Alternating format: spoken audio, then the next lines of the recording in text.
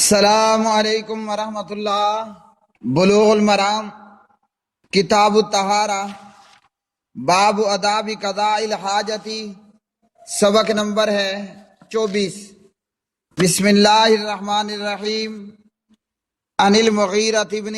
شعبۃ رضی اللہ تعالی عنہ قال قال لی رسول اللہ صلی اللہ علیہ وسلم خذ الاداوۃ فانطلق حتی توارى عنی فقضى حاجتہ، متفق علیہ۔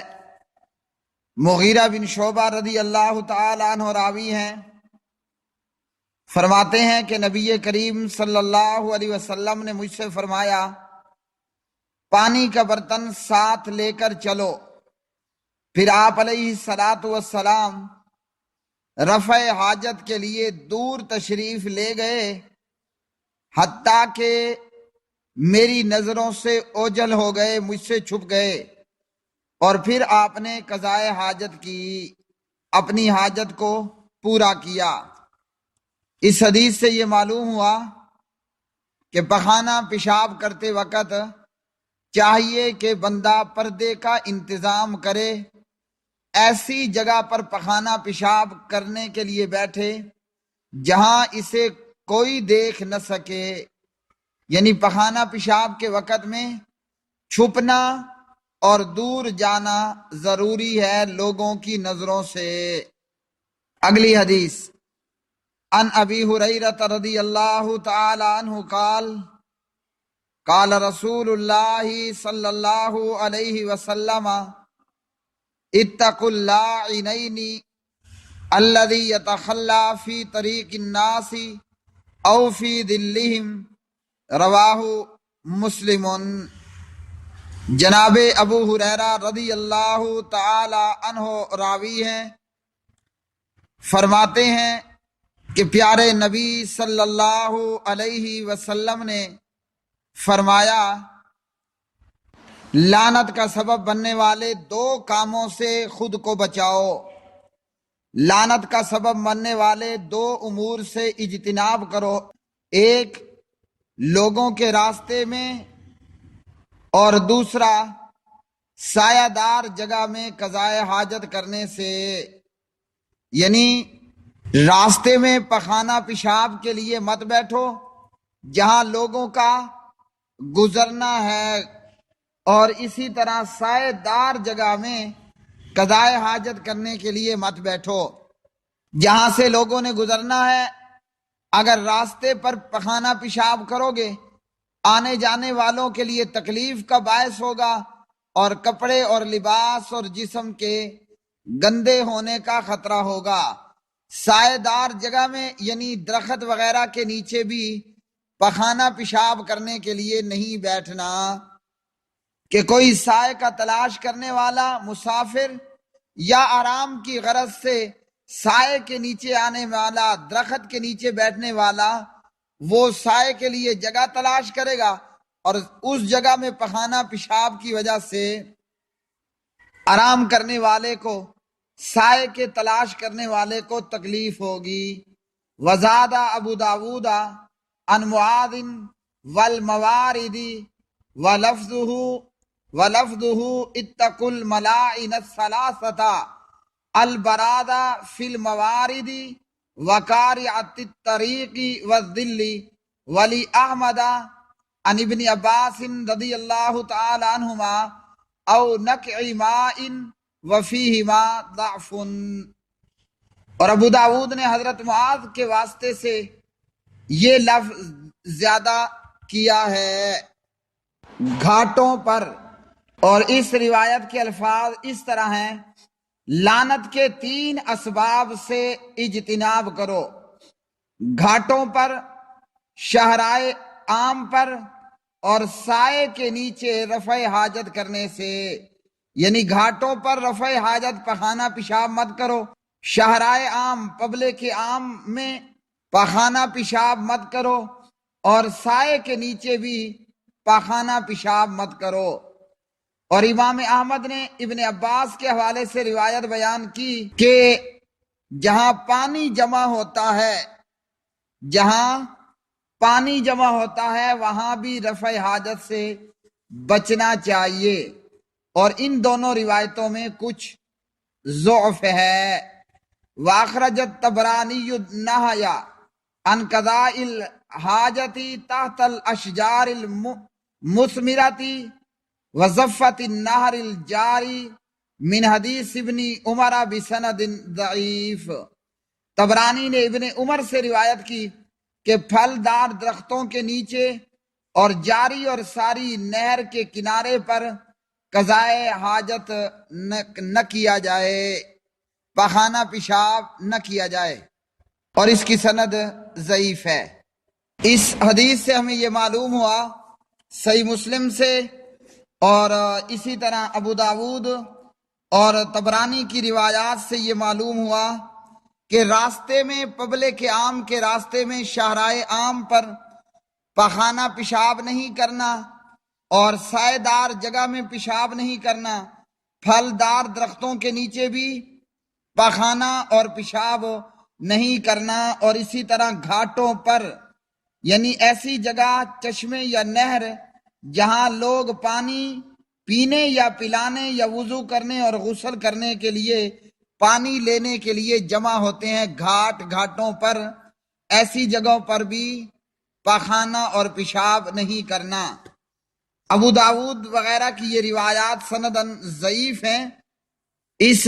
میں صحیح مسلم کی روایت کے علاوہ دیگر روایات سندن کمزور ہیں، تاہم شواہد کی بنا پر حسن درجے تک پہنچ جاتی ہیں۔ تو ان احادیث میں ہمیں پیارے نبی علیہ الصلاۃ والسلام نے قضائے حاجت کے آداب کی تعلیم دی ہے، اور وہ یہ کہ راستوں میں پیشاب کر کے پبلک کو ڈسٹرب نہیں کرنا۔ سائے دار جگہ میں اگر پیشاب کریں گے تو پبلک ڈسٹرب ہوگی، پھلدار درخت کے نیچے اگر پخانہ پیشاب کریں گے تو پھل نیچے گرے گا، اور پخانہ پیشاب نجاست گندگی میں آلودہ ہو کر کھانے کے قابل نہیں رہے گا۔ اور اسی طرح یاد رکھیں، ایک درخت ہے پھلدار اور ایک ہے بغیر پھل کے، تو دونوں کا اپنی اپنی جگہ پر فائدہ ہے۔ پھلدار درخت پہ پھل لگا ہے، اور سائے دار درخت جو ہے وہ سائے کا کام دیتا ہے دھوپ سے بچنے کے لیے، تو درختوں کے نیچے پخانہ پیشاب کرنے سے گریز کرنا چاہیے۔ 5 مقامات ایسے ہیں کہ یہاں پخانہ پیشاب نہیں کرنا چاہیے: عام راستے پر، سائے دار اور پھلدار درخت، پانی کے گھاٹ، اور اسی طرح رواں دواں نہروں کے کنارے پر بھی، اور شاہراہ عام پر بھی پاخانہ پیشاب نہیں کرنا۔ تو یہاں اس حدیث سے بھی یہ معلوم ہوا کہ پیارے نبی علیہ الصلاۃ والسلام کی شریعت اور پیارے نبی علیہ الصلاۃ والسلام نے ہماری اس قدر رہنمائی فرمائی۔ اللہ رب العالمین کی طرف سے پیارے نبی علیہ الصلاۃ والسلام پر بے شمار درود و سلام ہوں۔ اگلی حدیث، عن جابر رضی اللہ تعالی عنہ قال قال رسول اللہ صلی اللہ علیہ وسلم اذا تغوط الرجلان فلیتوارا کل واحد منہما عن صاحبہ ولا يتحدثا فإن اللہ یمکث علی ذلک، رواہ احمد وصححہ ابن السکن وابن القطان وہو معلول۔ جناب جابر رضی اللہ تعالی عنہ راوی ہیں، امام الانبیاء محمد مصطفیٰ احمد مجتبیٰ، قائد اعظم اور پوری کائنات کے لیے راہبر اعظم محمد الرسول اللہ صلی اللہ علیہ وسلم فرماتے ہیں، جب 2 آدمی قضائے حاجت کریں، پخانہ پیشاب کے لیے جائیں، تو ان کو چاہیے کہ ایک دوسرے سے پردے اور اوٹ میں ہوں، ایک دوسرے کے سامنے کھلم کھلا ننگے ہو کر پخانہ پیشاب نہ کریں، بلکہ ایک دوسرے سے ان کو چاہیے کہ یہ چھپیں، اور پخانہ پیشاب کرتے وقت باہم گفتگو بھی نہ کریں، اس لیے کہ اللہ سبحانہ و تعالی اس فعل پر ناراض ہوتا ہے یعنی جب بندہ بندے کے سامنے ننگا ہو اللہ اس پر ناراض ہوتا ہے، اور اس لیے کہ جب بندہ پخانہ پیشاب کرتے وقت بھی گفتگو کیا چلے جائے، باتیں کرتا چلا جائے، اللہ رب العالمین اس پر ناراض ہوتا ہے۔ اس روایت کو امام احمد نے روایت کیا اور ابن سکن نے اور ابن قطان نے، اور یہ حدیث ضعیف ہے۔ تو اس حدیث سے یہ معلوم ہوا کہ بندے کو چاہیے پخانہ پیشاب کے وقت میں ایک دوسرے سے خود کو چھپائیں۔ یہ حدیث اگرچہ سندن ضعیف ہے مگر دیگر صحیح روایات سے یہ بات ثابت شدہ ہے کہ آدمی کو چاہیے کہ آدمی بھی آدمی سے، مرد مرد سے اور عورت سے اپنا سطر چھپا کے رکھے۔ مرد کے سطر کا حصہ ناف سے لے کر گھٹنوں سے اوپر تک یا گھٹنوں تک ہے۔ مرد مرد کے سامنے بھی اپنا سطر کھلا نہ کرے اور عورت کے سامنے بھی اپنے سطر کو اوپن نہ کرے، کھلا نہ کرے۔ اسی طرح دیگر احادیث سے یہ بات ثابت ہے کہ ایک شخص نے نبی علیہ الصلاۃ والسلام کو سلام کیا،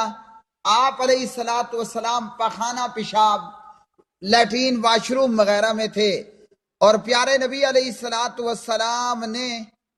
سلام کا جواب نہ دیا۔ تو پخانہ پیشاب کرتے وقت باتیں گمپے بھی نہیں ہانکنی اور ایک دوسرے کے سامنے ننگا بھی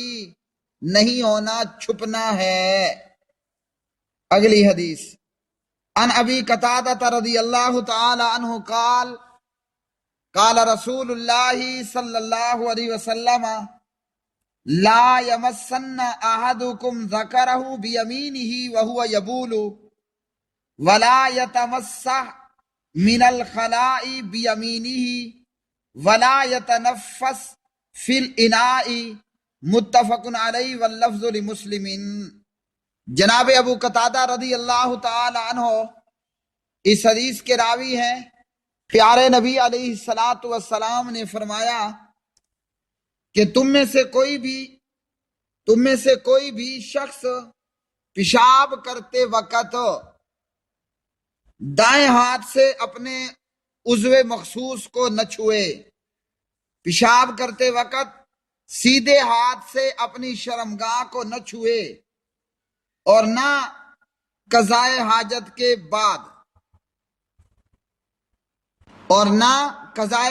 کے بعد دائیں ہاتھ سے استنجا کرے، اور نہ پانی پیتے وقت برتن میں سانس لے۔